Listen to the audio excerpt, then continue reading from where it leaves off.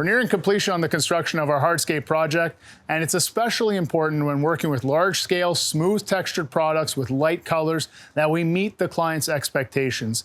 One of the things that they want is a nice, clean presentation when the job is done.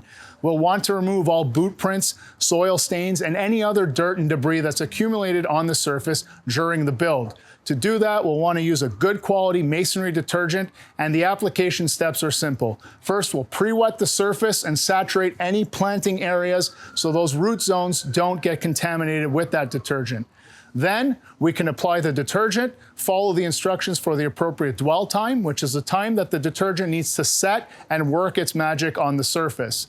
Then we can rinse it off thoroughly and repeat as necessary. This is an important step in getting a good, pristine surface ready for presentation for our clients.